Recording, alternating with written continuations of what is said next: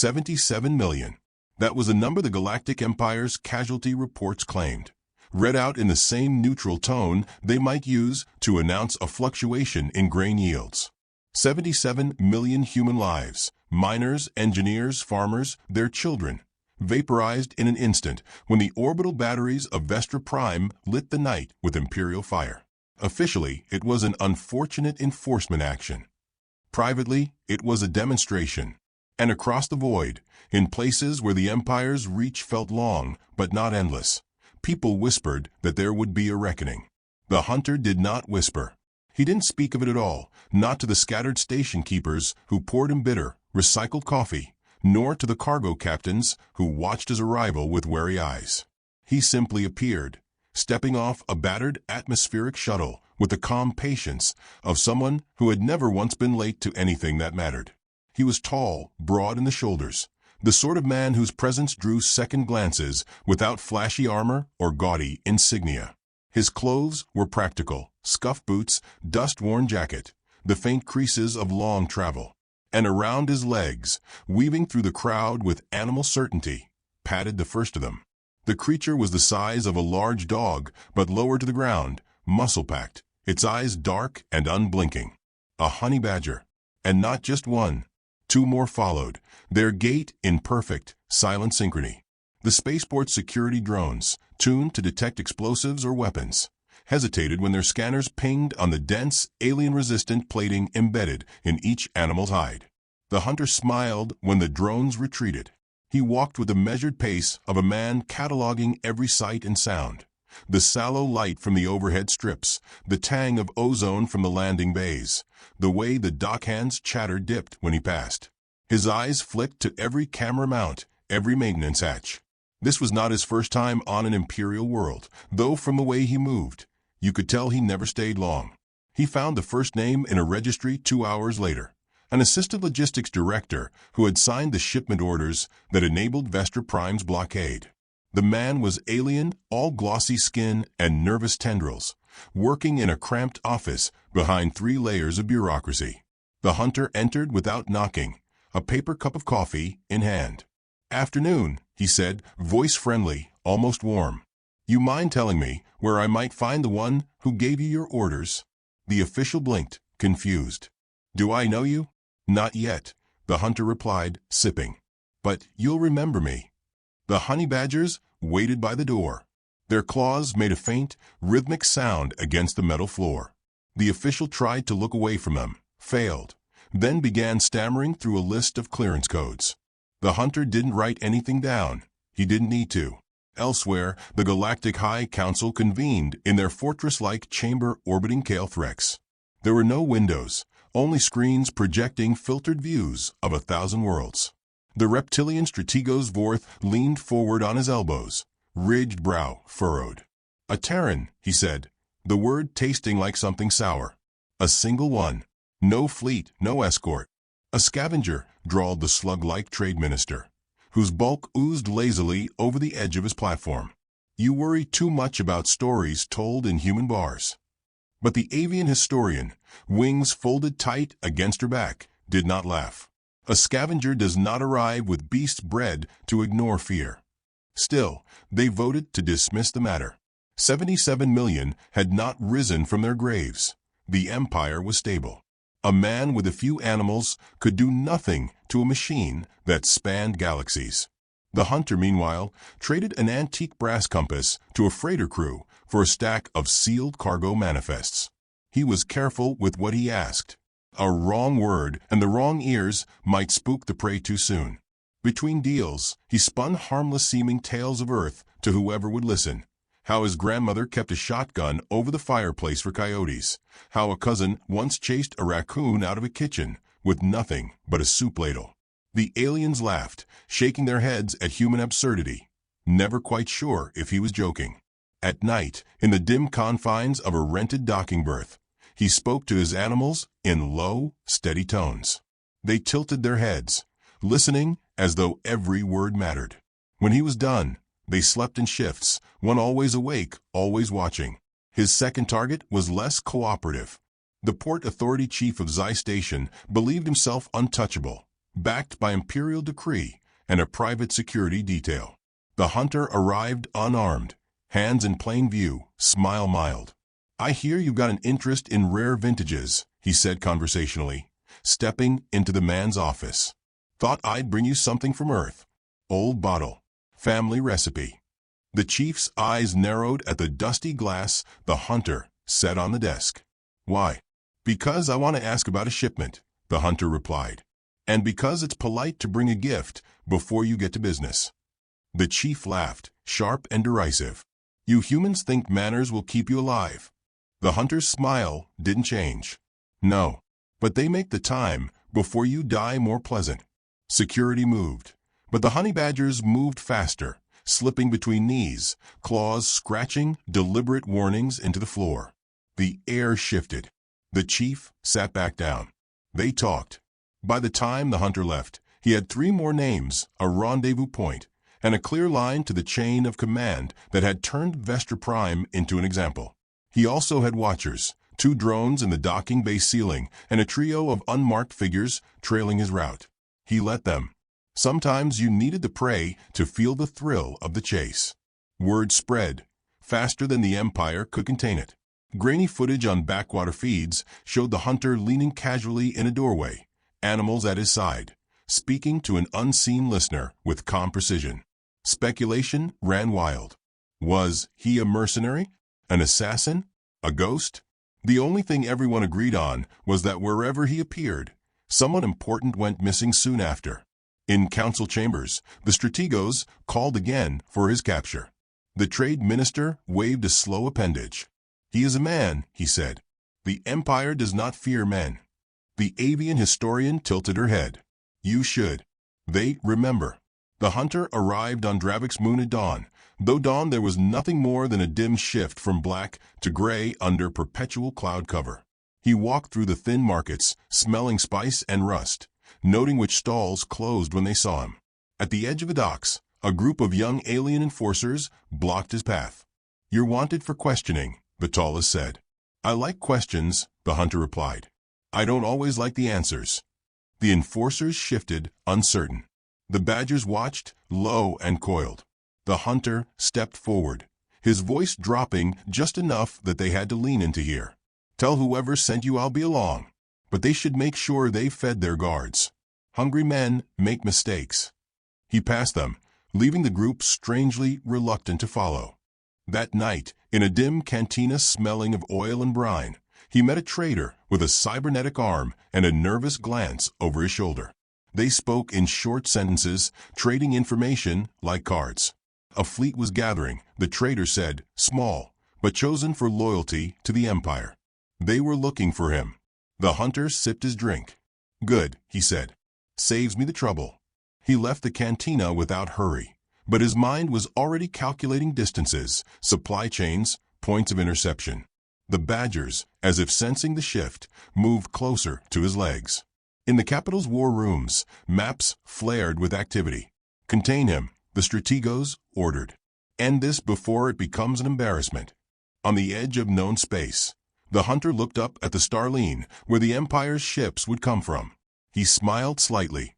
The hunt was beginning. And somewhere far beyond the capital, in the sealed archives of Vestra Prime's occupation logs, the first of many access requests appeared. Origin: unknown. The first strike was quiet, almost polite. It came on Syndril for a mining world where the air tasted faintly of copper, and the locals walked with the slow, stooped gait of people who'd carried too much for too long. The hunter arrived in the middle of a dust storm, his coat powdered red by the wind, his animals slipping through the haze like living shadows. He didn't head for the docking registry or the trade bazaar. He went straight to the governor's office, past the guards who hesitated at the sight of the badger's black eyes, past the reception drones that sputtered in his wake. The governor was a tall insectoid with delicate glasswork decorations along his thorax, sitting behind a desk so large it looked more like a stage. "You're trespassing," he said without looking up from his datapad. "Probably," the hunter replied, setting a small tin mug on the desk.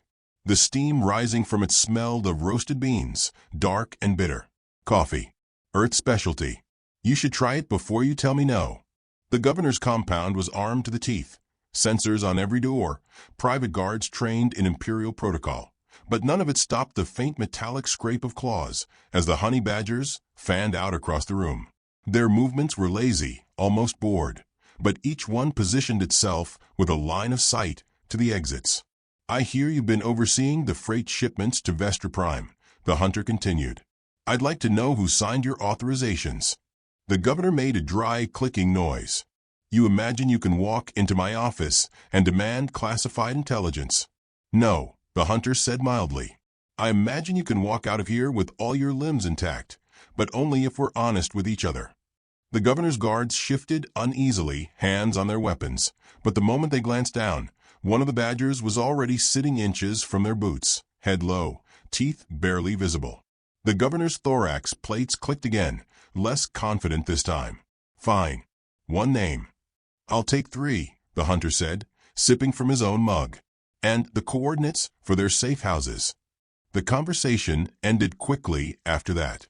By the time the hunter stepped back into the dust, he had exactly what he needed: a chain of contacts leading deeper into the Empire's logistics network. News traveled fast. The Empire's subspace channels began to hum with low-grade alarm. They called him the Terran operative, the Predator, the Anomaly. Official communiques downplayed his existence. Internal memos told another story. "Do not engage alone. Avoid close quarters. Maintain distance from quadrupeds." The hunter did not hide. His second move came on Jathri Station, an ugly ring of steel and polymer orbiting a frozen moon. The Port Authority chief, there was a swaggering brute of an alien with mottled skin and a fondness for public humiliation. The hunter found him holding court in a gambling hall, surrounded by sycophants. He approached with a bottle in one hand, its contents glowing faintly blue in the low light. "Heard you enjoy rare vintages," the hunter said, setting it on the table. "This one's from a Terran distillery. We made it for nights when the wind wouldn't stop screaming through the walls." The chief laughed loudly, drawing glances from nearby tables. "And what would a human want in exchange for such a treasure?" "A conversation about a certain fleet movement," the hunter replied. "Just between us." The chief leaned forward, showing teeth. "And if I say no?" The hunter tilted his head toward the floor. The chief followed his gaze and saw one of the badgers stretched out lazily beneath the table, its claws tracing idle grooves in the deck plating. The sound was soft, deliberate, like the ticking of a clock counting down. "You'll say yes," the hunter murmured. The chief did. That night, the hunter sat in a cramped berth lit by a single overhead strip. He marked the newest names on an old-style paper map, lines of ink forming a web across imperial space. The badgers slept in a loose semicircle around him, but one, always one, remained awake, watching the door. The Empire began to adjust. Surveillance drones followed him from port to port. Checkpoints sprang up in places where smugglers had once moved freely. But the hunter was never where they expected. Sometimes he left obvious trails, burned out security nodes, a broken comm relay, an entire patrol squad found bound and alive but stripped of their weapons. Other times he vanished completely, only to surface 3 systems away with a new target already in his sights. It was on Etris Delta that he stopped playing nice. The planet was a swamp world, thick with humidity, where the air buzzed with biting insects. His target was a mid-tier supply officer who'd signed off on the transfer of munitions to Vestra Prime's orbital batteries. The man tried to run when the hunter stepped through the reed curtain of his office. The badgers were faster. One slammed into his knees, sending him sprawling. Another stood over him, teeth inches from his face. "Now," the hunter said quietly, kneeling beside him, "you and I are going to talk. You're going to tell me about the fleet rendezvous. You're going to tell me who's guarding it. And you're going to do it without lying, because he nodded toward the badger, have very strong feelings about dishonesty." By the time he left, the swamp had gone silent. Somewhere in the heart of the Empire, Strategos Vorth slammed a clawed hand against the council table. "Enough. This is no longer an irritant. This is a threat to imperial order." The trade minister oozed a dismissive gesture. "It is one man. Do you propose mobilizing a fleet for a farmer with pets? The avian historian's eyes were unreadable. If those pets are what I believe them to be, she said softly, you may not have a fleet left to mobilize. They finally moved. Orders were sent to an elite strike force, 20 ships crewed by soldiers who had fought and survived border wars. Their mission was simple: intercept the Terran and bring him in alive. The hunter seemed to welcome them. His movements grew less subtle. He visited ports with heavy imperial presence.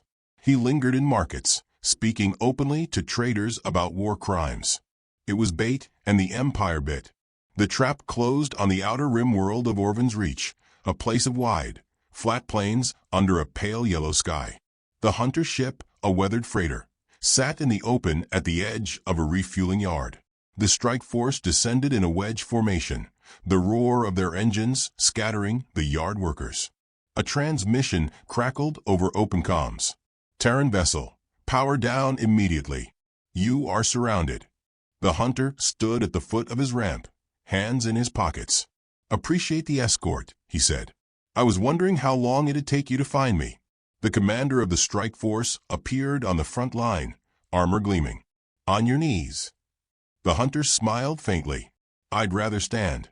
From the shadows beneath the freighter, the honey badgers emerged, dozens of them, more than anyone had seen before, their movements perfectly coordinated. They fanned out in a slow, deliberate arc, eyes fixed on the soldiers. This is your one chance to walk away, the hunter said, his voice still mild. You won't get another. The commander laughed, but there was a tremor in it. Do you think animals can stop an imperial battalion? I don't need them to stop you, the hunter replied. I need them to keep you busy. The ground beneath the soldiers gave a sudden shudder, subtle, but enough to ripple through the dirt. The soldiers looked down, startled. The badger's claws had been busy, carving channels in the soil. Small, dark devices were half buried there, pulsing faintly with light. The hunter's smile didn't change, but his eyes went cold. And now, he said, you'll follow me exactly where I want you to go. In the distance, the horizon shimmered with heat, but behind that shimmer, something massive was moving, too big for a natural shape, too steady for wind. The commander glanced toward it, then back at the man in front of him, and felt, for the first time in years, the unwelcome taste of fear. The Imperial flagship, Vigilant Star, exploded without warning. One moment it was the pride of the Third Fleet, a dagger of black hull and gold trim cutting through the void. The next, it was a jagged absence, a smoking gap where mass and command used to be. There was no heroic broadcast, no last message from the admiral. Just the blinding white flare of an engine core collapsing in on itself, and the silence that followed. Across the Empire's secure channels, static hissed and panicked voices overlapped. It wasn't just the loss of a ship, it was the fact that it had happened inside the heart of their own territory, under layers of security that should have been untouchable. The hunter sat at a steel table on a nameless supply station, stirring sugar into a chipped mug of coffee, as if nothing in the universe was amiss. His badgers lounged at his feet, one of them gnawing idly at a piece of hull plating small enough to be a souvenir. His expression was unreadable, but his eyes flicked toward every voice on the station's comm feed. Information traveled fast out here. Fear traveled faster. When the news reached the Galactic High Council, the chamber fell into rare silence. Strategos Vorth broke it with a growl. This is no longer a single man with animals. This is an insurgency. The trade minister's gelatinous bulk shifted uneasily. There's no evidence he was involved. The avian historian's voice was almost gentle. The Vigilant Star was anchored in a dry dock built on Vestra Prime's ruins. He was involved. They ordered the capture to be escalated. Full fleet mobilization, with authority to engage on site. It was meant to intimidate. It had the opposite effect. In the days that followed, the hunter's presence spread like a rumor with teeth.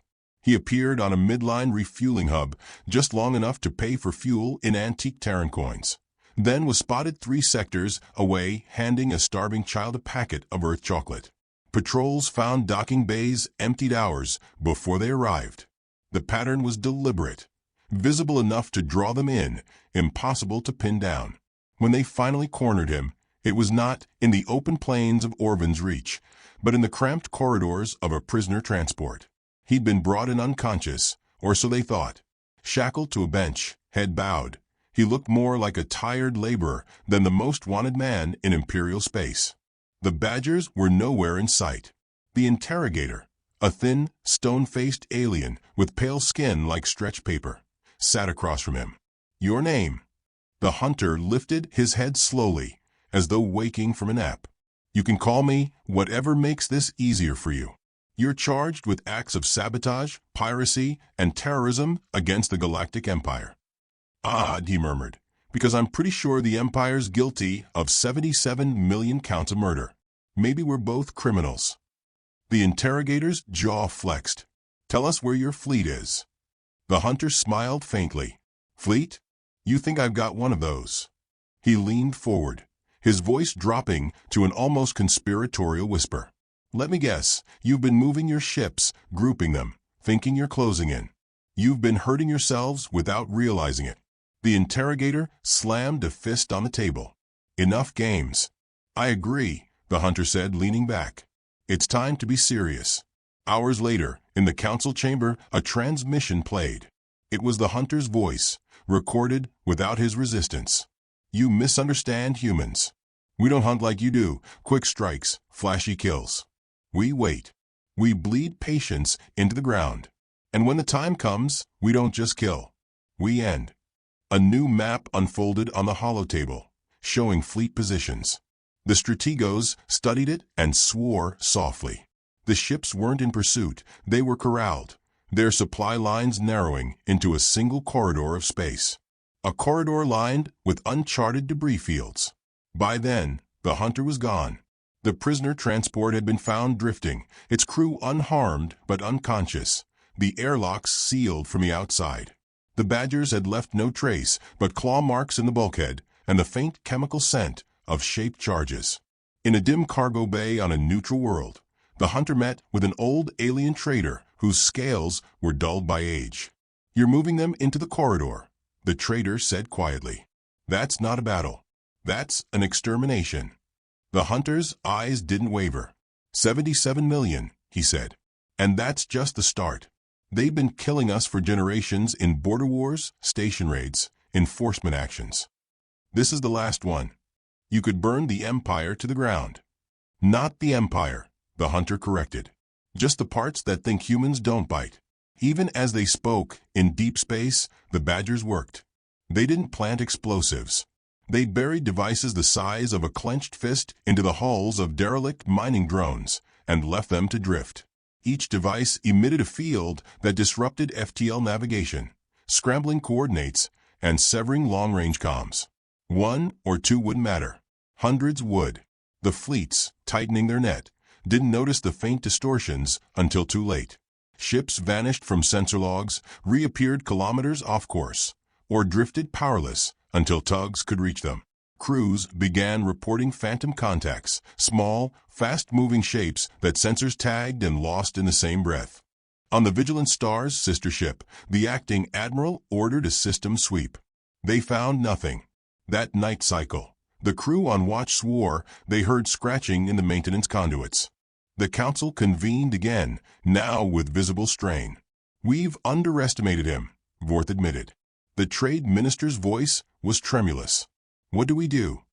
The avian historian's feathers shifted in a slow ripple. "We wait for him to tell us." They didn't have to wait long.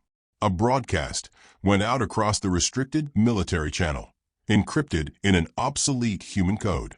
It contained no demands, no threats, just coordinates and a time. The fleets read it as a challenge. When the appointed hour came, they converged on the corridor. Hundreds of ships, engines burning bright against the black, bristling with weapons. The hunter's freighter was there, drifting like a speck of rust in an ocean of steel. From the bridge of the flagship, the fleet commander opened a channel. "Terran vessel, you are surrounded. Power down." The hunter's face filled the screen, lit only by the faint glow of his console. "You've been following me for weeks," he said. "Ever wonder why it was so easy?" The commander's reply was cut off by a deep, rolling vibration through the hull. It wasn't weapons fire. It was space itself, shuddering under the cascade of the hunter's devices activating in sequence.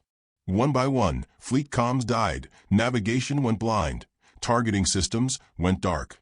In the sudden, suffocating silence, the hunter spoke again, softer now. Do you know what happens when you cage a predator? The feed cut to static. Somewhere in the dark between the crippled ships, shapes began to move, small, swift, armored against the void. They came in pairs and trios, claws sparking against hull metal, teeth finding cable and conduit. Badgers, but not as the Empire had seen them before, sleeker, faster, outfitted for vacuum and silence. On the bridge of the flagship, the commander's hands clenched on the rail. "Give me weapons back online," he barked, but his voice held the edge of something raw. In the council chamber, watching the delayed feeds from the fleets, the avian historian whispered, "It's too late." Far from chaos, in the quiet of his freighter, the hunter leaned back in his chair. The hum of the devices was a low, steady song beneath the deck plates. His eyes were fixed on the map, on the ships trapped in his carefully constructed killing ground. The first hull breach came seconds later, silent and absolute. The Badgers didn't need to destroy, they only needed to dismantle. And piece by piece, the Empire's pride was coming apart.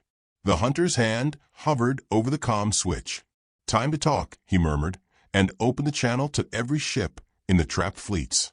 The channel opened with no preamble, no static, no delay. Just his voice, calm as if this were a dinner table conversation. "I told you I was hunting," the hunter said, the words drifting into every bridge, every ready room, every corridor where a soldier clutched a weapon and pretended their heart wasn't pounding. "I never said what I was hunting for."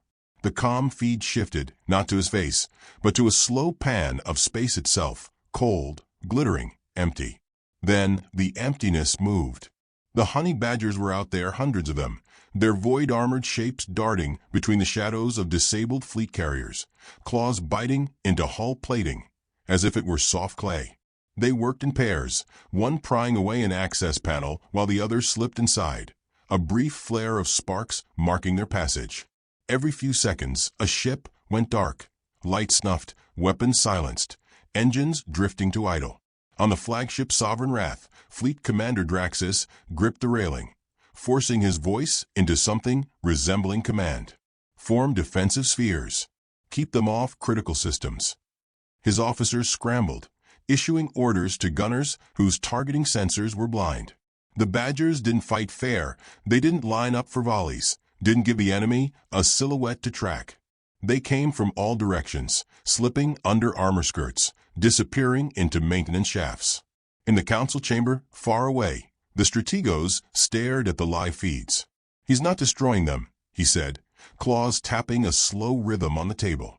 "He's dismantling them." The trade minister's voice was thick with disbelief. "Why not just kill them outright?"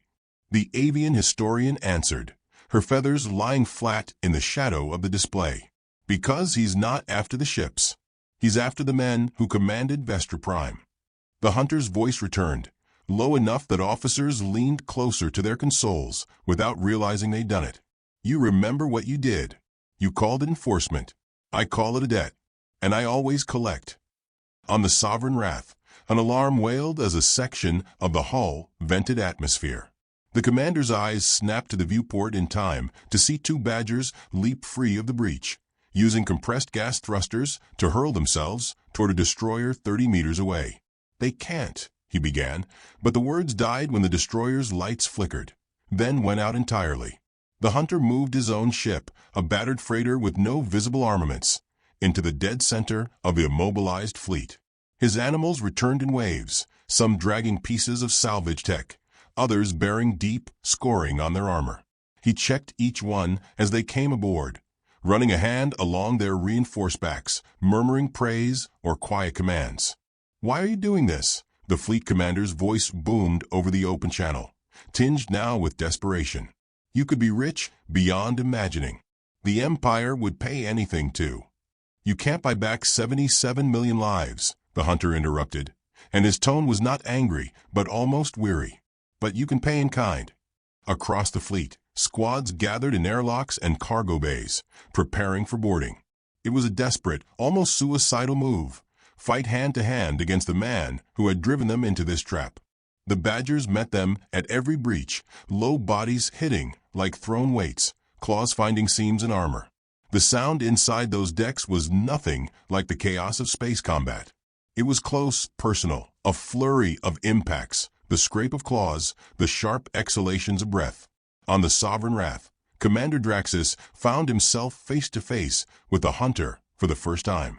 The Terran stood in the breach, rifle slung but untouched, one gloved hand holding a steaming cup of coffee, as if this were simply his morning routine. "You've been chasing me," the Hunter said, stepping inside without hurry. "Now I'm here. What happens next?" Draxus bared his teeth, half in defiance, half to cover the creeping edge of fear. "I kill you. I mount your skull in the Stratego's war room." The Hunter's smile was slow, almost pitying.